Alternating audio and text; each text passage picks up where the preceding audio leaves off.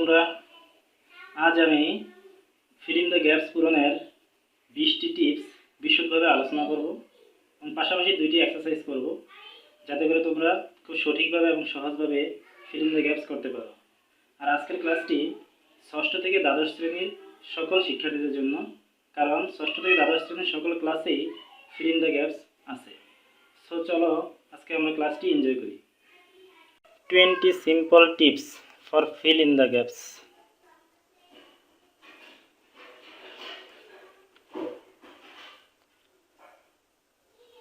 Number 1, use of verb. শূন্যস্থান পূরণ করার সময় প্রথমেই লক্ষ্য রাখতে হবে সেন্টেন্সে ভার্ব আছে কিনা। যদি ভার্ব থাকে ভালো, যদি ভার্ব না থাকে তাহলে আমরা শূন্যস্থানে ভার্ব বসাবো সাবজেক্ট ও টেন্স অনুসারে। যদি প্যাসেজটি বর্তমানের প্রেক্ষাপটে হয় তাহলে আমরা লিখব প্রেজেন্ট ইনডিফিনিট টেন্সে, আর যদি অতীতের কোনো ঘটনা হয় তাহলে আমরা লিখব পাস্ট ইনডিফিনিট টেন্সে। আমরা এখানে দুটি এক্সাম্পল দেখতে পাচ্ছি। He dash to college everyday. এখানে এভরিডে আছে, মানে প্রতিদিন। দৈনন্দিন যে ঘটনাবলী এগুলো আমরা সাধারণত প্রেজেন্ট ইনডিফিনিট টেন্সে করে থাকি। এই কারণে এখানে আমি এটা প্রেজেন্ট ইনডিফিনিট টেন্সে করব। আমি এখানে গোজ লিখব, এস বাই এস যোগ করব, কারণ he third person singular number. তো যেহেতু এভরিডে আছে এই কারণে আমি এখানে এটা প্রেজেন্ট ইনডিফিনিট টেন্সে লিখব। আর পরের উদাহরণটি দেখো, Raju dash to Dhaka yesterday. এখানে ইয়েস্টারডে আছে, ইয়েস্টারডে অতীত নির্দেশক শব্দ, সুতরাং আমি এই সেন্টেন্সটি পাস্ট ইনডিফিনিট টেন্সে করব। এই কারণে আমি এখানে লিখেছি ওয়েন্ট। তাহলে মোট কথা হলো, যদি বর্তমান প্রেক্ষাপটে কোনো কিছু থাকে তাহলে আমরা প্রেজেন্ট ইনডিফিনিট টেন্সে লিখব, যদি অতীতের কোনো ঘটনা থাকে তাহলে পাস্ট ইনডিফিনিট টেন্সে লিখব। কারণ আমাদের যে বই পুস্তকে প্রায় 90% সেন্টেন্স প্রেজেন্ট ইনডিফিনিট টেন্সে, এবং আমরা বলতে পারি যে বাকি 9% সেন্টেন্স হলো পাস্ট ইনডিফিনিট টেন্স, আর বাকি সকল টেন্স মিলে 1% ব্যবহার নেই।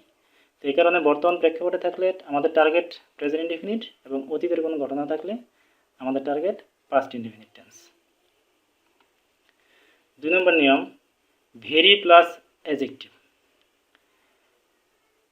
শূন্যস্থান পূরণ করার জন্য অ্যাডজেক্টিভের ব্যবহার জানতে হয়, আর অ্যাডজেক্টিভের ব্যবহার জানলে তোমাদের জন্য ফ্রি রাইটিংটা খুব সহজ হয়ে যায়। আর আমরা জানি সাধারণত অ্যাডজেক্টিভ নাউন বা প্রোনাউনের দোষ, গুণ, সংখ্যা, পরিমাণ এগুলো প্রকাশ করে। আর একটি সেন্টেন্সে যখন নাউন এবং অ্যাডজেক্টিভ পাশাপাশি বসে তখন মনে রাখতে হবে অ্যাডজেক্টিভ আগে বসে এবং নাউনটি পরে বসে। তো আমরা 2 নম্বর নিয়মটা পাচ্ছি, ভেরি প্লাস অ্যাডজেক্টিভ। ভেরি শব্দের পরে অ্যাডজেক্টিভ বসে। যদি কখনো ভেরি দেখো, ভেরির পরে কোনো গ্যাপ থাকে, ভেরির পরে এরকম গ্যাপ থাকে, তাহলে আমরা সেখানে একটা অ্যাডজেক্টিভ বসাবো। উদাহরণ দেখো, our country is very dash. আমাদের দেশটি হয় খুব, কি একটা অ্যাডজেক্টিভ দেব, খুব গরিব, খুব ধনী, খুব সুন্দর, খুব ছোট, খুব দুর্নীতিগ্রস্ত। আমরা যেই শব্দটি এখানে দিই না কেন, সেই শব্দটা অবশ্যই একটা অ্যাডজেক্টিভ হবে। তার মানে আমরা পেলাম ভেরি শব্দের পরে অ্যাডজেক্টিভ বসে। পরের উদাহরণটা দেখো, the snake is very dash. সাপটি খুব। সাপটি খুব কি হতে পারে, লম্বা, হতে পারে ছোট, হতে পারে বড়, হতে পারে ডেঞ্জারাস, হতে পারে পয়জনাস, হতে পারে ওয়ান্ডারফুল। তার মানে আমরা যেই শব্দগুলি ব্যবহার করছি প্রত্যেকটি শব্দই একটা অ্যাডজেক্টিভ হবে। তাহলে আমরা নিয়মটা শিখলাম, ভেরি শব্দের পরে অ্যাডজেক্টিভ বসে। Number 3, be verb plus adjective. Be verb plus adjective. আমরা বি ভার্ব চিনি, দেখো be, am, is, are, was, were, been, being, এগুলো হচ্ছে বি ভার্ব। তো বি ভার্বের পরে যদি কখনো গ্যাপ দেখো তাহলে সেখানে একটা অ্যাডজেক্টিভ ব্যবহার করবে। যেমন দেখো, the man, example 1, the man is dash. লোকটি হয়। লোকটি হয় কি? লোকটি হয় সৎ, লোকটি হয় গরিব, লোকটি হয় ধনী, লোকটি হয় শক্তিশালী। তার মানে আমি এখানে যেই শব্দটাই দিচ্ছি সেই শব্দটা একটা অ্যাডজেক্টিভ হচ্ছে। তার মানে আমরা বি ভার্বের পরে অ্যাডজেক্টিভ ব্যবহার করব। আর একটা উদাহরণ দেওয়া আছে এখানে, the baby is dash. The baby is হতে পারে স্মল, হতে পারে পুয়ার, হতে পারে হেল্পলেস, হতে পারে ব্রিলিয়ান্ট, হতে পারে ইনোসেন্ট। তার মানে যেই শব্দটি আমি ব্যবহার করছি সেই শব্দটা একটা অ্যাডজেক্টিভ। তার মানে আমরা শিখলাম বি ভার্বের পরে অ্যাডজেক্টিভ বসে। নাম্বার 4, বিকাম বিকেম এরপরে অ্যাডজেক্টিভ বসে। Become became plus adjective. Become এরপরে একটা গ্যাপ আছে, তুমি ওখানে একটা অ্যাডজেক্টিভ বসিয়ে দিবে। উদাহরণ দেখো, নজরুল বিকেম ড্যাশ। নজরুল হয়েছিলেন কি হয়েছিলেন? Famous, popular, great, successful. তার মানে তুমি এখানে যেই শব্দটাই ব্যবহার করতে যাচ্ছ সেই শব্দটা একটা অ্যাডজেক্টিভ হবে। I want to become dash. আমি কি হতে চাই? I want to become great, বড় হতে চাই, ফেমাস হতে চাই, পাওয়ারফুল হতে চাই, সাকসেসফুল হতে চাই, পপুলার হতে চাই। তার মানে আমি যেই শব্দটা এখানে ব্যবহার করতেছি সেই শব্দটা একটা অ্যাডজেক্টিভ হবে। তার মানে আমরা শিখলাম বিকাম বিকেমের পরে অ্যাডজেক্টিভ বসে। Next, use of present or past participle. আমরা জানি পার্টিসিপল ভার্ব এবং অ্যাডজেক্টিভের কাজ করে। পার্টিসিপল ভার্ব এবং অ্যাডজেক্টিভের কাজ করে। তো আমি আজকে এখানে দেখাবো পার্টিসিপল অ্যাডজেক্টিভের কাজ করে। তো প্রেজেন্ট পার্টিসিপল কিভাবে তৈরি হয়? মূল ভার্বের সাথে আইএনজি, মূল ভার্বের সাথে আইএনজি যোগ করলে সেটি প্রেজেন্ট পার্টিসিপল হয়।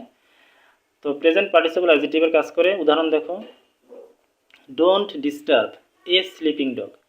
একটি ঘুমন্ত কুকুরকে বিরক্ত করো না। কোন ধরনের কুকুর? ঘুমন্ত কুকুর। তার মানে স্লিপিং এই শব্দটা এই নাউনটাকে কোয়ালিফাই করছে। কোন ধরনের কুকুর? একটি ঘুমন্ত কুকুর। তার মানে এই স্লিপিং এই শব্দটা এখানে অ্যাডজেক্টিভের কাজ করছে। Don't try to catch a running bus. একটি চলন্ত বাসকে ধরার চেষ্টা করো না। কোন ধরনের বাস? একটি চলন্ত বাস। তার মানে এই রানিং এই যে প্রেজেন্ট পার্টিসিপল, এটা এই সেন্টেন্সে অ্যাডজেক্টিভের কাজ করেছে। আরেকটা দেখো, I sat on a broken chair. আমি একটি ভাঙা চেয়ারে বসলাম। এই ব্রোকেন পাস্ট পার্টিসিপল। আমি কোন চেয়ারে বসলাম? ভাঙা চেয়ারে বসলাম। তার মানে ভাঙা এই শব্দটা এখানে অ্যাডজেক্টিভের কাজ করেছে। He lives in a polluted area. সে একটি দূষিত এলাকায় বাস করে। সে কোন এলাকায় বাস করে? একটি দূষিত এলাকায় বাস করে। তার মানে এই পলিউটেড এই শব্দটা এখানে পাস্ট পার্টিসিপল, এটা এখানে অ্যাডজেক্টিভের কাজ করেছে। তাহলে আমরা দেখলাম প্রেজেন্ট পার্টিসিপল এবং পাস্ট পার্টিসিপল অ্যাডজেক্টিভের কাজ করে। Number 6, the plus noun plus of. এবং এর সাথে আরেকটা আছে the plus adjective plus noun plus of. তো আমরা উপরের নিয়মটা বেশি পাবো, the plus noun plus of. যদি আমি দেখি এখানে দা, এখানে গ্যাপ, এখানে অফ, এখানে দা, এই পাশে অফ, মাঝখানে গ্যাপ। এই গ্যাপে আমি অবশ্যই একটি নাউন দেব, অবশ্যই একটি নাউন দেব। আর যদি দেখি যে দা, এখানে গ্যাপ, এখানে নাউন, এখানে অফ, এখানে অফ, তাহলে আমি নাউনটার আগে অবশ্যই একটা অ্যাডজেক্টিভ দেব। কারণ আমরা জানি পাশাপাশি নাউন এবং অ্যাডজেক্টিভ বসলে আগে অ্যাডজেক্টিভ বসে তারপরে নাউন বসে। তাহলে আমরা এখান থেকে শিখলাম যদি কখনো এরকম দেখি দা আর এই পাশে অফ, মাঝখানে গ্যাপ, তাহলে গ্যাপে আমি একটা নাউন দেব। আর যদি দেখি দা, গ্যাপ, তারপরে নাউন, তারপরে অফ, তাহলে আমি এই গ্যাপে একটা অ্যাডজেক্টিভ ব্যবহার করব। আমরা উদাহরণ দেখি, we work for the development of the country. The development of, তার মানে দ্য নাউন অফ। তার মানে এই দ্য এই নাউন, মাঝখানে তুমি যেই শব্দটাই দিবা সেই শব্দটা অবশ্যই একটা অ্যাডজেক্টিভ হবে। আরেকটা উদাহরণ, I know the importance of honesty. আমি সততার গুরুত্ব জানি। কি জানি? গুরুত্ব। তাহলে দেখো দ্য আর এই অফ, মাঝখানে যে ইম্পর্টেন্স এই শব্দটা হলো এখানে noun. We work for the economic development of the country. We work for the economic development of the country. তাহলে দেখো ফর দ্য, এখানে economic development of the country, the, তারপর ড্যাশ, নাউন, অফ। তাহলে এই শব্দটা অবশ্যই একটা অ্যাডজেক্টিভ হবে। আশা করি নিয়মটা তোমরা বুঝতে পারছো। Number 7, article plus noun, article plus adjective plus noun. আমরা একটু দেখি, যদি কোনো আর্টিকেল দেখি, আমরা জানি যে আর্টিকেল সাধারণত নাউনের আগে বসে, তাহলে আমরা বলতে পারি আর্টিকেলের পরে নাউন বসে। তাহলে কোনো আর্টিকেলের পরে যদি আমি এরকম গ্যাপ দেখি ওখানে এবং শেষে একটা ফুল স্টপ, তার মানে সেন্টেন্স শেষ যদি দেখি, তাহলে ওখানে আমি একটা নাউন বসাবো। কোনো আর্টিকেলের পরে যদি একটা গ্যাপ দেখি এবং এরপরে সেন্টেন্স শেষ, আর কিছু বসানোর সুযোগ নেই, তাহলে ওখানে আমি একটা নাউন বসাবো। আর যদি দেখি এরকম যে এখানে আর্টিকেল, এখানে নাউন, এই জায়গায় গ্যাপ, তাহলে এই জায়গায় আমি একটা অ্যাডজেক্টিভ বসাবো। এখানে আর্টিকেল, এখানে নাউন, এই জায়গায় গ্যাপ, তাহলে এই জায়গায় আমি একটা কি বসাবো, একটা অ্যাডজেক্টিভ বসাবো। উদাহরণ দেখো, আই হ্যাভ এ হাউস, এখানে এ হচ্ছে আর্টিকেল, আর্টিকেলের পরে একটা গ্যাপ, সেন্টেন্স শেষ। তাহলে এই গ্যাপটাতে আমি একটা নাউন বসাবো। আই হ্যাভ এ হাউস, আমি একটা নাউন বসাবো। আর যদি দেখি এরকম, I have a beautiful house, তাহলে এই আর্টিকেল, এই নাউন, মাঝখানে গ্যাপ, তাহলে গ্যাপে আমি একটা অ্যাডজেক্টিভ বসাবো।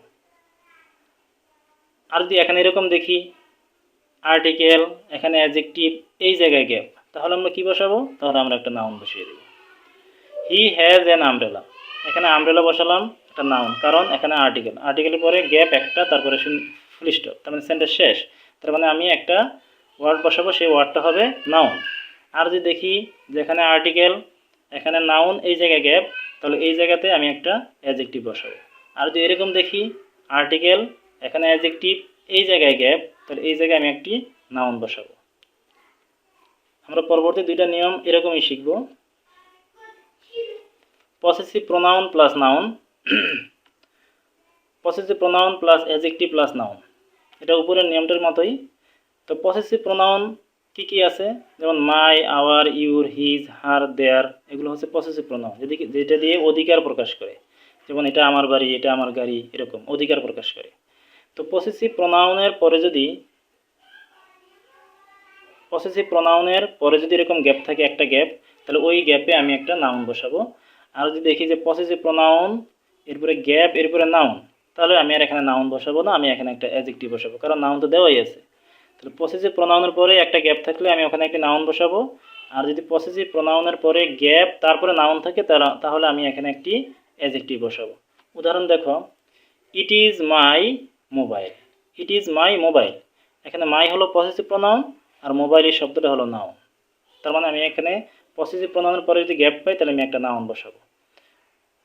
আর it is my new mobile, এখানে লক্ষ্য করো, মাই, অ্যাডজেক্টিভ, নাউন, তার মানে পসেসিভ প্রোনাউন এবং নাউন, এর মাঝখানে অ্যাডজেক্টিভ বসে। This is our home, possessive pronoun, noun, এখানে পসেসিভ প্রোনাউনের পরে আমরা নাউন বসিয়েছি, কিন্তু নিচের সেন্টেন্সটি লক্ষ্য করো, this is our beautiful home, তার মানে এখানে পসেসিভ প্রোনাউন, এখানে নাউন, মাঝখানে অবশ্যই একটা অ্যাডজেক্টিভ। আর যদি এরকম থাকে যে পসেসিভ প্রোনাউন, অ্যাডজেক্টিভ, তারপরে এই জায়গায় গ্যাপ, তাহলে এই জায়গায় গ্যাপে আমি একটি নাউন বসাবো। পরবর্তী নিয়মটি এরকম,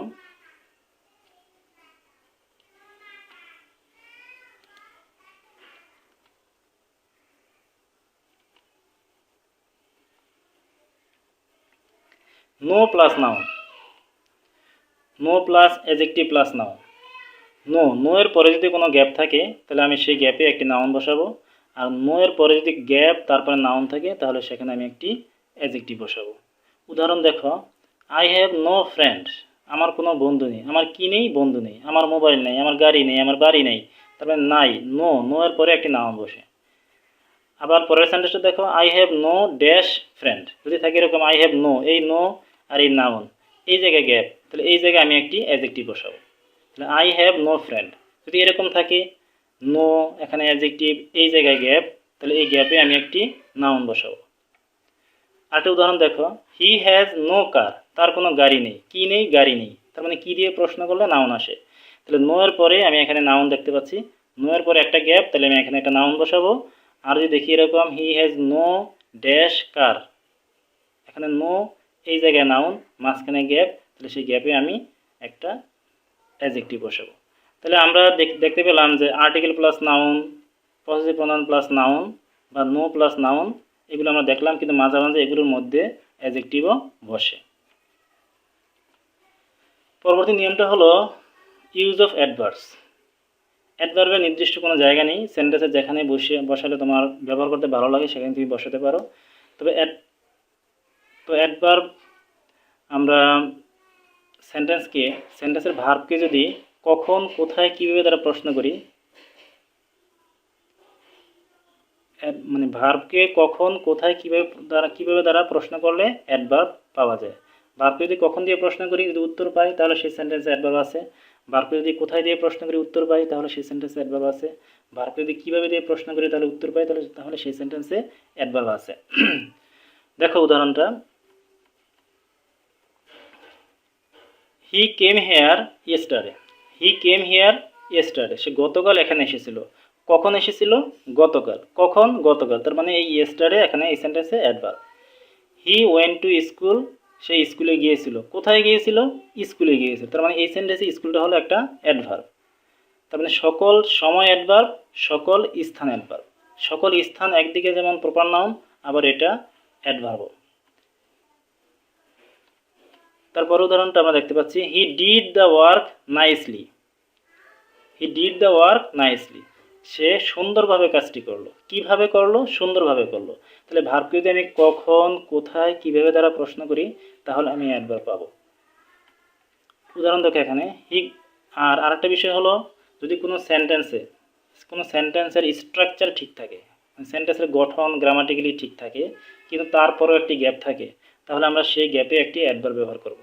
যদি দেখি যে কোনো সেন্টেন্সের স্ট্রাকচার ঠিক আছে কিন্তু তারপরেও একটি গ্যাপ, তাহলে আমরা সেই গ্যাপে একটি অ্যাডভার্ব ব্যবহার করব। যেমন দেখো, he goes to college dash. He goes to college, সে কলেজে যায়, সেন্টেন্স তো ঠিকই আছে, তারপরও গ্যাপ, তাহলে গ্যাপে আমি একটা অ্যাডভার্ব বসাবো। হতে পারে he goes to college every day, he goes to college regularly, he goes to college timely. তার মানে এই যে এভরিডে, রেগুলারলি, টাইমলি, এই শব্দগুলো হচ্ছে অ্যাডভার্ব। তার মানে সেন্টেন্সের গঠন ঠিক আছে তারপরেও গ্যাপ, তাহলে সেই গ্যাপে আমি অ্যাডভার্ব বসাবো। তারপর আমরা দেখতে পাচ্ছি এখানে হি রিডস ইংলিশ, সে ইংরেজি পড়ে। সে ইংরেজি পড়ে, সেন্টেন্স তো ঠিকই আছে, তারপরও গ্যাপ, তাহলে এই গ্যাপে আমি একটি অ্যাডভার্ব বসাবো। যেমন দেখো, হি রিডস ইংলিশ লাউডলি হতে পারে, প্রপারলি হতে পারে, অ্যাট হোম মানে বাড়িতে হতে পারে, নাইসলি সুন্দরভাবে হতে পারে। তার মানে আমি এখানে যেই শব্দটাই বসাবো সেই শব্দটা একটা অ্যাডভার্ব হবে। আই রিড দ্য কোরআন, আমি কোরআন পড়ি। আমি কোরআন পড়ি, সেন্টেন্স ঠিক আছে, তারপরও গ্যাপ, তাহলে সেই গ্যাপে আমি একটি অ্যাডভার্ব বসাবো। যেমন আমি লিখতে পারি I read the Quran everyday, regularly, correctly. যেই শব্দটি আমি লিখি সেই শব্দটা একটা অ্যাডভার্ব হবে। তার মানে আমরা এখানে শিখলাম সেন্টেন্সের গঠন ঠিক থাকা সত্ত্বেও যদি কোনো গ্যাপ থাকে তাহলে সেই গ্যাপে আমি একটি অ্যাডভার্ব বসাবো। 11 number, to plus present form of verb, আর মানে টু প্লাস মূল ভার্ব। এটাকে গ্রামারের ভাষায় বলা হয় ইনফিনিটিভ। আর ইনফিনিটিভ দিয়ে সাবজেক্টের উদ্দেশ্য বোঝায়। ইনফিনিটিভ দিয়ে সাবজেক্টের উদ্দেশ্য বোঝায়। যেমন টু এর পরে যদি গ্যাপ থাকে এবং যদি আমার কোনো ভার্ব বসাতে হয়, আমি অবশ্যই সেই ভার্বটা একটা মূল ভার্ব বসাবো। মানে টু এর পরে মূল ভার্ব হয়, এটাকে গ্রামারের ভাষায় বলা হয় ইনফিনিটিভ। আর ইনফিনিটিভ দিয়ে সাবজেক্টের উদ্দেশ্য বোঝায়। উদাহরণ দেখো, I went to Dhaka to buy a laptop. আমি ঢাকা গিয়েছিলাম একটি ল্যাপটপ কেনার জন্য। তাহলে আমার ঢাকা যাওয়ার উদ্দেশ্য কি? টু বাই, কেনা। টু বাই এ ল্যাপটপ, তার মানে টু বাই এটা ইনফিনিটিভ। আর ইনফিনিটিভ যেখানে সেখানেই এই সাবজেক্টের উদ্দেশ্যটা নিহিত। Boys go to the field, বালকগুলো মাঠে যায় টু প্লে, খেলতে। তো বালকগুলো মাঠে যাওয়ার উদ্দেশ্যটা কি? টু প্লে, খেলা। মানে টু প্লাস মূল ভার্ব, এটা হলো ইনফিনিটিভ। কিন্তু লক্ষ্য করো এখানে আরেকটা টু আছে, টু এর পরে দিয়ে আছে, এটা কিন্তু ইনফিনিটিভ না। টু এর পরে যখন মূল ভার্ব হবে সেটা হবে ইনফিনিটিভ। আর ইনফিনিটিভ দিয়ে সাবজেক্টের উদ্দেশ্য বোঝায়। He entered into the room to steal money, সে রুমে ঢুকলো টাকা চুরি করতে। তাহলে তার রুমে ঢোকার উদ্দেশ্যটা কি? টু স্টিল মানি, টু স্টিল এটুকু। তার মানে ইনফিনিটিভ দিয়ে সাবজেক্টের উদ্দেশ্য বোঝায়। আর ইনফিনিটিভ কীভাবে তৈরি করি? টু এর পরে মূল ভার্ব হয়, এটাকে বলা হয় ইনফিনিটিভ। আর ইনফিনিটিভ দিয়ে সাবজেক্টের উদ্দেশ্য বোঝায়। তো টু এর পরে ভার্বের সাথে আইএনজি হয়, কিছু ব্যতিক্রম আছে, ওগুলো আমি রাইট ফর্ম ভার্বস এই ক্লাসে আলোচনা করব, আজকে করব না। 12 number, other prepositions plus verb plus ING. তো টু এর পরে টু একটা প্রিপোজিশন, অন্যান্য আরও প্রিপোজিশন আছে। তো টু এর পরে আমরা মূল ভার্ব দিব। আর টু ছাড়া অন্য আরও যে প্রিপোজিশনগুলো আছে এগুলোর পরে যদি কোনো ভার্ব পাই তাহলে আমি ভার্বের সাথে আইন যোগ করে দেব। শর্ত হচ্ছে এগুলোর পরে যদি আমি কোনো ভার্ব পাই তাহলে আইন যোগ করব। Example, you go to college for learning. For learning, এখানে আইএনজি যোগ করলাম কি কারণে? কারণ এখানে ফর আছে। যদি এখানে টু থাকতো তাহলে আমি লিখতাম টু লার্ন। যেহেতু এখানে ফর, এই কারণে ভার্বের সাথে আইএনজি করা হলো। I am busy in making notes. In making, এখানে আইএনজি করা হলো কি কারণে? কারণ এখানে ইন আছে। He came here for helping me, সে এখানে এসেছিল আমাকে সাহায্য করতে। তো এখানে আইএনজি হলো কি কারণে? কারণ এখানে ফর আছে।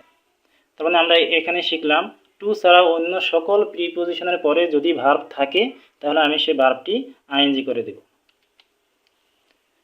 13 number modal verb plus present form of verb, তার মানে মডাল ভার্ব প্লাস মূল ভার্ব। আমরা মডাল ভার্বগুলো দেখে নিই এক পলক। Shall, will, should, would, can, could, may, might, must, ought to, use to, going to, need, dare, have to, has to, had to. তো এগুলোর পরে আমি মূল ভার্ব দিব। যেমন উইলের পরে যে কোনো গ্যাপ থাকে আমি একটা মূল ভার্ব দেবো। মাস্টের পরে গ্যাপ থাকলে আমি একটা মূল ভার্ব দিব। সোজা কথা হলো মডাল ভার্বের পরে আমি একটি মূল ভার্ব দেব। উদাহরণ দেখো, I will buy A car, A will হচ্ছে মডাল ভার্ব, তারপরে মূল ভার্ব হবে, কোনো চেঞ্জ হবে না, পাস্ট পার্টিসিপল হবে না, আইএনজি হবে না। মডাল ভার্বের পরে একটা মূল ভার্ব হবে। আই ক্যান হেল্প ইউ, এই যে ক্যান মডাল ভার্ব, এই কারণে মূল verb. They must come today, must modal verb, এই কারণে মূল ভার্ব।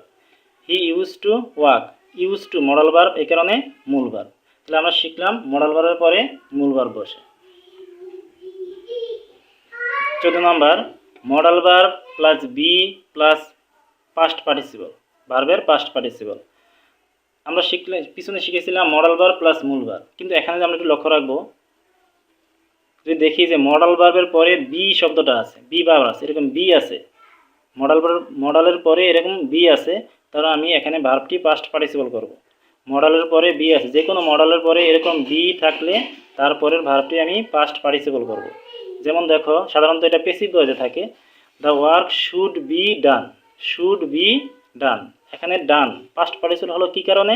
কারণ মডালের পরে এখানে মূল ভার্ব, এই কারণে যেহেতু সেন্টেন্সটা প্যাসিভ ভয়েসে আছে এই কারণে এখানে বি দেওয়া আছে। তো আর যদি এখানে শুধু মডাল থাকতো তাহলে আমি মূল ভার্ব দিতাম। Parents must be obeyed, must modal verb, তারপরে বি, তারপরে ভার্বের past participle. The sum can be solved, can modal verb, তারপরে বি, এই কারণে ভার্বের পাস্ট পার্টিসিপল। তাহলে আমরা শিখলাম মডাল ভার্ব থাকলে তারপরে মূল ভার্ব দেব, আর যদি মডাল ভার্বের পরে বি থাকে তাহলে এরপরে ভার্বের পাস্ট পার্টিসিপল দেব। 15 number do, does, did, let, but plus present form of verb, মানে do, does, did, let, but এরপরে মূল ভার্ব বসে। উদাহরণ, he does not help the poor, এটা অর্থ হলো সে গরিবদের সাহায্য করে না। তাহলে সে গরিবদের সাহায্য করে ইংলিশ হলো হি হেল্পস দ্য পুয়ার। আর এটার নেগেটিভ, সেটার নেগেটিভ হলো হি does not help the poor. তাহলে হি ডাজ নট হেল্প, এখানে যেহেতু ডাজ দিয়েছি সুতরাং এখানে আমি আর ভার্বের সাথে এস বাই এস দিব না। তো এটা আমরা নেগেটিভের সূত্র এটা, তারপরও সেখানে কিন্তু এটা রাইট ফর্ম ভার্বের হিসাবেও আসে। এখানে ডাজ হোক নেগেটিভ, কিন্তু তারপরে আমি একটা মূল ভার্ব দেবো, কারণ এখানে যদি আমি এখানে আইএনজি দিই বা এস বাই এস দিই তাহলে সেটা ভুল হবে, কারণ do, does, did, let, but এরপরে মূল ভার্ব হয়।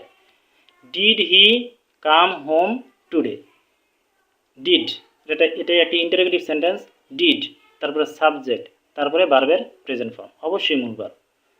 Late me do the work, আমাকে কাজটি করতে দাও, লেটের পরে একটা অবজেক্ট ফর্ম, তারপরে অবশ্যই একটি মূল ভার্ব আসবে। I can not but go there, আমি সেখানে না গিয়ে পারি না, এটা ইংরেজি দ্বিতীয় পত্রের ট্রান্সফরমেশনের অ্যাফার্মেটিভ থেকে নেগেটিভের একটা সূত্র। তো মাস্ট থাকলে ক্যান নট বাট দিয়ে আমরা নেগেটিভ করি, তো ক্যান নট বাটের পরে মূল ভার্ব হয়। তাহলে আমরা এখানে শিখলাম do, does, did, let, but plus মূল ভার্ব। এরপর আমরা শিখব had better, had rather, would better, would rather plus present form of verb, মানে had better, had rather, would better, would rather এরপরে মূল ভার্ব বসে। হ্যাড বেটার এরপরে যদি কোনো গ্যাপ থাকে অবশ্যই একটি মূল ভার্ব হবে। উড বেটারের পরে গ্যাপ থাকলে মূল ভার্ব হবে, উড রাদারের পরে গ্যাপ থাকলে মূল ভার্ব হবে, হ্যাড রাদারের পরে গ্যাপ থাকলে মূল ভার্ব হবে। উদাহরণ, you had better go home, তুমি বরং বাড়ি যাও, হ্যাড বেটার দিয়ে পরামর্শ দেওয়া বোঝায়। You had better go home, এই হ্যাড বেটারের পরে এখানে একটা মূল ভার্ব হবে। He would rather die than beg, সে মরবে তবুও ভিক্ষা করবে না, হি উড রাদার ডাই, এই যে এখানে মূল ভার্ব। তাহলে আমরা শিখলাম had better, had rather, would better, would rather এরপরে মূল verb. 17 number stop, start, help, mind, while, begin, see, avoid plus verb plus ING. এই শব্দগুলোর পরে যদি কখনো ভার্ব দেখো চোখ বুঝে আইএনজি করে দিবা, হয়ে যাবে। স্টপ রাইটিং, আমরা পরীক্ষার হলে পরীক্ষার শেষ মুহূর্তে টাইম শেষ হয়ে গেলে এই কথাটা অনেক শুনতে পাই, বলে যে স্টপ রাইটিং। তার মানে স্টপ রাইট কেউ বলে না, তার মানে ঠিকই বলে। স্টপ, স্টার্ট এগুলোর পরে ভার্ব থাকলে আইএনজি। স্টপ রাইটিং, লেখা বন্ধ করো। Don't look back while walking, হাঁটার সময় পিছনে তাকাবে না। হোয়াইল এরপরে ভার্ব থাকলে আইএনজি। অত আমরা আরেকটা সূত্র রাইট ফ্রম ভার্সেসে পড়বো, হোয়াইলের পরে সাবজেক্ট থাকলে পাস্ট কন্টিনিউয়াস টেন্স। যেহেতু সাবজেক্ট নাই, হোয়াইলের ঠিক পরেই ভার্ব পেয়েছি, এই কারণে আমি আইএনজি করে দিলাম। I can not help going there, এটার অর্থ হলো আমি সেখানে না গিয়ে পারি না। কারণ আমরা ট্রান্সফরমেশনে এই নিয়মটা জানি, অ্যাফার্মেটিভ থেকে নেগেটিভ করার সময় যে মাস্ট থাকলে ক্যান নট বাট দিয়েও করা যায়, আবার ক্যান নট হেল্প দিয়েও করা যায়। যদি ক্যান নট হেল্প ব্যবহার করি তাহলে বারোর সাথে আইএনজি করতে হয়, আর যখন হেল্পের পরে বারোর সাথে আইএনজি থাকে তখন ওই সেন্টেন্সে হেল্পের কোনো অর্থ থাকে না। হেল্পের অর্থ আমরা সাহায্য করার অর্থ জানি, কিন্তু এই সেন্টেন্সে হেল্পের অর্থ নেই। I can not help going there, আমি সেখানে না গিয়ে পারি না। Would you mind giving me a pen, এই যে মাইন্ড, মাইন্ড এবার ভার্ব থাকলে আইএনজি। আপনি কি আমাকে একটি কলম দিবেন, অনুরোধ করার ক্ষেত্রে উড ইউ মাইন্ড ব্যবহার করা হয়। Try to avoid telling lines, মিথ্যা কথা বলা এড়িয়ে চলার চেষ্টা করো। অ্যাভয়েড এরপরে বারোর সাথে আইএনজি। তো আমরা শিখলাম stop, start, help, mind, while, begin, see, avoid plus verb plus ING. 18 number, আমরা এখানে কিছু পাস্ট পার্টিসিপলের সূত্র শিখব। প্রথমটা হলো বাই, বাইয়ের পূর্বে, বাইয়ের পূর্বে যদি ভার্ব থাকে, মানে শর্ত হলো ভার্ব থাকে, তাহলে আমি পাস্ট পার্টিসিপল করব। আর যদি ভার্ব না থাকে তাহলে তো আর করবো না। যদি বাইয়ের পূর্বে কোনো ভার্ব আমি দেখি তাহলে সেই ভার্বটি অবশ্যই পাস্ট পার্টিসিপল করবো। সাধারণত এটা প্যাসিভ ভয়েসে থাকে। বিং, বিং এর পরে ভার্ব থাকলে পাস্ট পার্টিসিপল। বিং শব্দটির পরে ভার্ব থাকলে পাস্ট পার্টিসিপল। উদাহরণ দেখো, water is being polluted, is being, being এর পরে এখানে ভার্ব থাকলে পাস্ট পার্টিসিপল। এখানে আমরা দেখলাম বাইয়ের পূর্বে ভার্ব থাকলে পাস্ট পার্টিসিপল। তো to be plus past participle, তো টু বি এর পরে ভার্ব থাকলে পাস্ট পার্টিসিপল করে দেব টু বি। যেমন the problem needs to be solved, সমস্যাটি সমাধান করা প্রয়োজন। টু বি এরপরে ভার্ব থাকলে পাস্ট পার্টিসিপল। টু হ্যাভ এরপরে ভার্ব থাকলে past participle. I want to have done the work, to have done, to have done past participle করে দিলাম। গেট, গট, গেটিং এরপরে পাস্ট পার্টিসিপল হবে। I got the rice cooked, আমি ভাত রান্না অবস্থায় পেলাম। কি অবস্থায় পেলাম? রান্না অবস্থায়। এই কুকড পাস্ট পার্টিসিপল হয়ে যাবে। তার মানে গেট, গট, গেটিং এরপরে যে কখনো ভার্ব পাই তাহলে সেই ভার্বটি আমরা পাস্ট পার্টিসিপল করব। Have, has, had, having plus verb PP, তার মানে যদি হ্যাভ, হ্যাজ, হ্যাড, হ্যাভিং এর পরে ভার্ব থাকলে পাস্ট পার্টিসিপল করব। যেমন দেখো she has made tea, has আছে সুতরাং পাস্ট পার্টিসিপল। হ্যাভ থাকলে পাস্ট পার্টিসিপল, হ্যাভিং থাকলে পাস্ট পার্টিসিপল। আর শেষেরটা হলো modal verb plus be plus ভার্বের পাস্ট পার্টিসিপল, এটা আমরা আগেই করে আসছি। The work should be done. তাহলে এই নিয়মগুলো একটু মনে রাখলে তোমার ফিল ইন দ্য গ্যাপস করতে সুবিধা হয়, রাইট ফ্রম ভার্বস করতে সুবিধা হয়। তাহলে আমরা এখানে শিখলাম শুধুমাত্র প্রথমটা হলো বাইয়ের পূর্বে ভার্ব থাকলে পাস্ট পার্টিসিপল, আর বাকিগুলো হলো এগুলোর পরে ভার্ব থাকলে পাস্ট পার্টিসিপল। তো আমরা এই সূত্রটা সবচেয়ে বেশি পাবো, এই কারণে এটার একটা ব্যতিক্রম আছে, সেই ব্যতিক্রমটা আমরা একটু আলোচনা করছি। এক্সেপশন, বাই সমান সমান বিসাইড, যদি বাই দিয়ে পাশাপাশি থাকা বোঝায়, দেখো লেখাটা বাই দিয়ে পাশাপাশি থাকা বোঝালে বাইয়ের পূর্বে পাস্ট পার্টিসিপল হবে না, সেক্ষেত্রে ভার্বটি সাবজেক্ট ও টেন্স অনুসারে বসবে। বাই দিয়ে যদি পাশাপাশি থাকা বোঝায় সেক্ষেত্রে বাইয়ের পূর্বে পাস্ট পার্টিসিপল হবে না, সেক্ষেত্রে ভার্বটি আমরা সাবজেক্ট ও টেন্স অনুসারে বসাবো। উদাহরণ দেখো, he always sits by me, সে সবসময় আমার পাশে বসে, তার মানে বাই দিয়ে এখানে পাশাপাশি বোঝানো হয়েছে। I will stand by you in danger, বিপদে আমি তোমার পাশে থাকবো, তার মানে পাশে, পাশাপাশি। Dhaka stands by the Buriganga, Dhaka বুড়িগঙ্গার পাশে অবস্থিত, তার মানে পাশাপাশি বোঝানো হয়েছে। আবার স্কুলস স্ট্যান্ডস বাই রোড, আমাদের স্কুলটি একটি রাস্তার পাশে, তার মানে রাস্তার পাশাপাশি বোঝানো হয়েছে। তার মানে বাই দিয়ে যদি কখনো পাশাপাশি থাকে বোঝায় সেক্ষেত্রে ভার্বটি পাস্ট পার্টিসিপল হবে না, সেক্ষেত্রে সাবজেক্ট ও টেন্স অনুসারে যে কোনো টেন্সই হতে পারে, সেটা ইনডিফিনিট হোক বা কন্টিনিউয়াস হোক বা পাস্ট ইনডিফিনিট হোক বা ফিউচার ইনডিফিনিট হোক, যে কোনো টেন্সই হতে পারে। আমরা আরেকটি নিয়ম শিখব, if the subject is lifeless, কোনো অচেতন পদার্থ যেটা প্রাণ নাই ওটা যদি সাবজেক্টের জায়গায় আমরা দেখি তাহলে আমরা প্যাসিভ ভয়েসে করব। আমরা নিয়মটা একটু পড়ে নিই। কোনো অচেতন পদার্থ সেন্টেন্সের সাবজেক্ট হলে সেন্টেন্সটি প্যাসিভ ভয়েসে করতে হবে, তবে ওই পদার্থটি যদি কোনো কিছু ঘটাতে সক্রিয় ভূমিকা পালন করে তাহলে অ্যাক্টিভ ভয়েসে করতে হবে। আমরা অ্যাক্টিভ প্যাসিভ কখন করি? যখন দেখি যে সাবজেক্ট কিছু করতে পারে, মানে সাবজেক্ট অ্যাক্টিভ সক্রিয়, তখন আমরা সেই সেন্টেন্সটি অ্যাক্টিভ ভয়েসে করি। আর যখন দেখি সাবজেক্ট কিছু করতে পারে না তখন আমরা সেটা প্যাসিভ ভয়েসে করি। আর অ্যাক্টিভ ভয়েসে আমরা কীভাবে করি?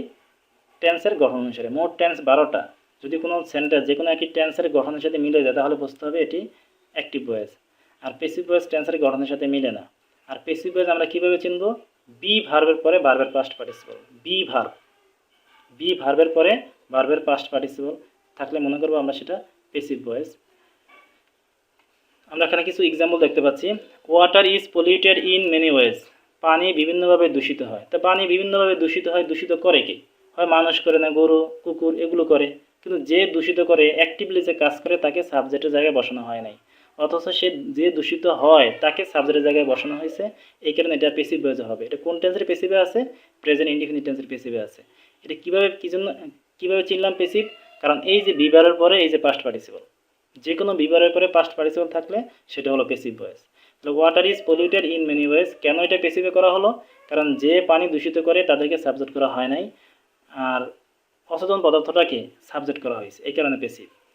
Computer is used in office. অফিসে কম্পিউটার ব্যবহার করা হয়। তো কম্পিউটার ব্যবহার করে কে? মানুষ ব্যবহার করে, কিন্তু মানুষকে সাবজেক্ট করা হয় নাই, বস্তুটাকে সাবজেক্ট করা হয়েছে, এই কারণে এটা প্যাসিভে। দি ম্যাঙ্গো ওয়াজ ইটেন। আমটি খাওয়া হলো। তা আমটি খাওয়া হলো, আমটি খেয়েছে কে? আমি খেয়েছি, বা তুমি খেয়েছো, বা বাদুর খেয়েছে, বা কাক খেয়েছে। যে খেয়েছে তাকে সাবজেক্ট করা হয় নাই, এই কারণে উল্টা ওই ম্যাঙ্গোটাকে সাবজেক্ট করা হয়েছে, এই কারণে প্যাসিভ ভয়েস। তো ম্যাঙ্গো তো কিছু করতে পারেই নাই, বরং উল্টা আরও খাওয়া পড়ছে, এই কারণে প্যাসিভ ভয়েস। তার মানে আমরা দেখবো কোনো অচেতন পদার্থ সেন্টেন্সের সাবজেক্ট হলে সেই সেন্টেন্সটা আমরা টার্গেট নিব প্যাসিভ ভয়েস। তবে তবে সে পদার্থটি অচেতন, প্রাণ নেই, অথচ যদি কিছু ঘটাতে পারে, সক্রিয় ভূমিকা পালন করে, প্রাণ না থাকা সত্ত্বেও যদি কিছু ঘটাতে পারে, তাহলে আমরা সেন্টেন্সটি অ্যাক্টিভ ভয়েসে করব। যেমন দেখো এখানে, ফায়ার বার্নস এভরিথিং। আগুন সব কিছু পুড়িয়ে দেয়। আগুনের প্রাণ নাই, কিন্তু কি করে? সব পুড়িয়ে দেয়। তার মানে এখানে সক্রিয় কাজ করতেছে, এই কারণে এটা অ্যাক্টিভ ভয়েস। কীভাবে চিনলাম অ্যাক্টিভ ভয়েস? কারণ এটি প্রেজেন্ট ইনডিফিনিট টেন্সের গঠনে আছে। এখানে ফ্লাডস ড্যামেজ ক্রপস। বন্যা ফসলের ক্ষতি করে। বন্যার প্রাণ নেই, অথচ ফসলের ক্ষতি করে, এই কারণে active voice. Smoke pollutes air. ধোঁয়া বাতাস দূষিত করে। তো ধোঁয়া বাতাস দূষিত করে, তো ধোঁয়ার প্রাণ নেই, অথচ সে বাতাস দূষিত করে, এই কারণে এটা অ্যাক্টিভ ভয়েস। তো আমরা এখান থেকে শিখলাম যেটা কোনো অচেতন পদার্থ সাবজেক্টের জায়গা থাকলে আমরা সাধারণত টার্গেট নিব প্যাসিভ ভয়েস। তবে এই পদার্থটি যদি কোনো কিছু ঘটাতে সক্রিয় ভূমিকা পালন করে তাহলে আমরা অ্যাক্টিভ ভয়েসে করব। মোট কথা হলো, সাবজেক্ট কিছু করতে পারলে অ্যাক্টিভ, সাবজেক্ট কিছু করতে না পারলে প্যাসিভ, সেই ব্যক্তি হোক বা বস্তু হোক। তবে আমরা জানি ম্যাক্সিমাম অচেতন পদার্থ কিছু করতে পারে না, আর সেক্ষেত্রে সেগুলো সাবজেক্ট হলে আমরা সাধারণত প্যাসিভ ভয়েসে করব। নম্বর 20, if the subject is it. Subject যদি ইট হয় তাহলে আমরা কীভাবে করব? ইট হলো যে কোনো বস্তুর প্রোনাউন। মনে করো টেবিলের প্রোনাউন কি? ইট। কলমের প্রোনাউন ইট। কম্পিউটারের প্রোনাউন ইট। তাহলে কোনো বস্তু সাবজেক্টের জায়গায় থাকা যেই কথা, ইট থাকা একই কথা, কারণ ইট সকল বস্তুর প্রোনাউন। তাহলে ইটের পরে যদি আমরা এই ভার্বগুলো দেখি, ইটের পরে যদি সে দেখি, ইটের পরে যদি নো দেখি, ইটের পরে সি দেখি, রিগার্ড দেখি, ইমাজিন দেখি, কল দেখি, ইটের পরে যদি থিঙ্ক দেখি, বিলিভ দেখি, ইউজ দেখি, লার্ন দেখি, স্পিক দেখি, কনসিডার দেখি, তাহলে আমরা প্যাসিভ ভয়েসে করবো। কেমন? যেমন ইটের পরে সে থাকলে ইট ইজ সেড, আর আমি যদি লিখি ইট সেইজ, ইহা বলে, ইহার পক্ষে বলা সম্ভব না, সুতরাং আমাকে এটা প্যাসিভ ভয়েসে করতে হবে। অন্ততপক্ষে এই ভার্বগুলো যদি ইটের পরে পাও তাহলে অবশ্যই এগুলো একটু প্যাসিভ ভয়েসে করার চেষ্টা করবে। আমরা এখন দুটি এক্সারসাইজ করব। Exercise 1, honesty is the best policy. সততাই সর্বোৎকৃষ্ট পন্থা। It is a dash virtue. খেয়াল করো, এখানে আর্টিকেল, এখানে ভার্চু, এটা হলো নাউন, তাহলে মাঝখানে অবশ্যই একটি অ্যাডজেক্টিভ হবে। তো উত্তর হতে পারে it is a great virtue, it is a novel virtue. Okay. It helps a man to dash in life. To এর পরে মূল verb. It helps a man to prosper in life, to shine in life. Okay, তার মানে মূল verb দেবো। An honest man is dash by all. বাইয়ের পূর্বে past participle দেবো। An honest man is respected by all, is loved by all, is honoured by all, is liked by all. তুমি যে ভার্বটি দিবা অবশ্যই সেই ভার্বটি পাস্ট পার্টিসিপল হবে। তো যেহেতু এখানে রেসপেক্টেড আছে, আমি এখানে অন্য একটা ভার্ব দেবো। He is respected two. Nobody dash a dishonest man. দেখো এই সেন্টেন্সে কোনো ভার্ব নেই, তাহলে আমি এই সেন্টেন্সে ভার্ব দেবো। তাহলে নোবডি, কেউ একজন অসৎ লোককে কী করে না? পছন্দ করে না, ভালোবাসে না। তাহলে এখানে হতে পারে লাভস, হতে পারে লাইকস। অথবা অথবা হতে পারে helps. A man may be eminent dash means of dishonesty. এটা একটা phrase word, by means of মাধ্যমে, যে একজন লোক অসততার মাধ্যমে বড় হতে পারে, বিখ্যাত হতে পারে। But it dash short lived, it is short lived. এই সেন্টেন্সে ভার্ব নেই, এটা একটা কম্পাউন্ড সেন্টেন্স, তো বাটের পরে এই সেন্টেন্সটাতে ভার্ব নেই, আমি একটা ভার্ব দেব, ইট ইজ শর্ট লিভড, এটা ক্ষণস্থায়ী। A dishonest man dash in the long run, এই সেন্টেন্সটাতে কোনো ভার্ব নেই, তাহলে আমি এখানে একটা ভার্ব দেব। একজন অসৎ লোক পরিণামে ভোগে, তো ভোগা ইংলিশ কি? Suffers. A dishonest man suffers in the long run. So we should, should হচ্ছে মডেল ভার্ব, এরপরে আমি একটি মূল ভার্ব দেব। So we should try to be honest, তাই আমাদের সৎ হওয়ার চেষ্টা করা উচিত, ট্রাই মূল verb. And dash dishonest people, এবং অসৎ লোকদেরকে কী করা উচিত? হেট, ঘৃণা করা উচিত। A dishonest man can not be a dash friend, একজন অসৎ লোক একজন কি বন্ধু হতে পারে না? রিয়েল ফ্রেন্ড, গুড ফ্রেন্ড, তুমি যেটাই দাও সেটা হবে একটা অ্যাডজেক্টিভ, কারণ এখানে আর্টিকেল, এখানে নাউন, মাঝখানটা অবশ্যই একটা অ্যাডজেক্টিভ হবে। আমরা আরেকটা এক্সাম্পল দেখি, আরেকটা এক্সারসাইজ দেখি। The 16th December is a dash day in the history of Bangladesh. ই হচ্ছে আর্টিকেল, ডে হচ্ছে নাউন, তাহলে মাঝখানে অবশ্যই একটা অ্যাডজেক্টিভ হবে। তাহলে হতে পারে the 16th December is a famous day, remarkable day, great day, বা একটা ফ্রেজ ওয়ার্ড আছে রেড লেটার ডে, তুমি যেটা দাও, যেটাই দিবা সেটার একটা অ্যাডজেক্টিভ হবে। On this day we achieved, এই দিনে আমরা অর্জন করেছিলাম, কি অর্জন করেছিলাম? কি দিয়ে প্রশ্ন করলে একটা নাউন আসবে। উই অ্যাচিভড ইন্ডিপেন্ডেন্স, আমরা স্বাধীনতা অর্জন করেছিলাম, ইন্ডিপেন্ডেন্স শব্দটা noun. Bangladesh came into being at the cost of a bloody dash, খেয়াল করো এখানে এটা আর্টিকেল, এটা অ্যাডজেক্টিভ, তারপরে গ্যাপ, তাহলে এখানে একটা নাউন হবে। তাহলে Bangladesh came into being at the cost of a bloody struggle বা ব্লাডি ওয়ার, যুদ্ধ, রক্তক্ষয়ী যুদ্ধের মাধ্যমে আমাদের জন্মগ্রহণ করে।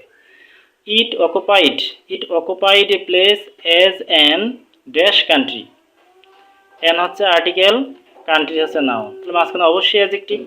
তাহলে ইট অকুপাইড, এটা দখল করলো একটা জায়গা, as an independent country in the world map, বিশ্বের মানচিত্রে একটি স্বাধীন দেশ হিসেবে জায়গা দখল করলো। এভরি ইয়ার, প্রতি বছর, আমরা প্রতি বছর যা করি, প্রতি মাসে যা করি, প্রতিদিন যা করি, এগুলো present indefinite tense. Every year, প্রতি বছর, we dash the day with solemnity, আমরা দেখো এই সেন্টেন্সে ভার্ব নাই, তাহলে আমি ভার্ব দেবো। তো প্রতি বছর আমরা পবিত্রতার সাথে এই দিনটি উদযাপন করি, তো উদযাপন করা ইংলিশ কি? অবজার্ভ, সেলিব্রেট, এগুলো আমরা ব্যবহার করতে পারি। The day dash us the supreme sacrifice of our heroic sons, দেখো এই সেন্টেন্সে ভার্ব নাই, তাহলে আমরা এখানে একটা ভার্ব দেবো। এই দিন আমাদেরকে, আমাদের বীর সন্তানদের মহান আত্মত্যাগের কথা কি করিয়ে দেয়? স্মরণ করিয়ে দেয়, তো স্মরণ করিয়ে দেওয়া ইংলিশ হলো রিমাইন্ড। আর the day third person singular number, এই কারণে হবে reminds. The day reminds us the supreme sacrifice of a heroic sons. The day dash with gun shot, দেখো এই সেন্টেন্সে ভার্ব নেই, তাহলে একটা ভার্ব হবে। এই দিনটি গান শট দিয়ে শুরু হয়, মানে বন্দুকের গুলির আওয়াজ দিয়ে শুরু হয়। The day begins with, the day starts with. The whole dash wears a festive look, খেয়াল করো, দ্য হচ্ছে আর্টিকেল, হোল হচ্ছে অ্যাডজেক্টিভ, এখানে তারপরে একটা নাউন হবে। তাহলে দ্য হোল কান্ট্রি, সারা দেশ, উইয়ার্স এ ফেস্টিভ লুক, একটি আনন্দমুখর পরিবেশ লাভ করে। The national dash is hoisted on the top of each dash, the national, the এটা অ্যাডজেক্টিভ, তারপরে এটা অবশ্যই নাউন। তাহলে দ্য ন্যাশনাল ফ্ল্যাগ, জাতীয় পতাকা, ইজ হোয়েস্টেড, উত্তোলিত করা হয়, অন দ্য টপ অফ, উপরে, ইজ হাউস, প্রতিটা বাড়ির ছাদে বা বাড়ির উপরে জাতীয় পতাকা উত্তোলিত করা হয়। তা আমরা দুটো এক্সারসাইজ করলাম, এখানে আনসার দেওয়া।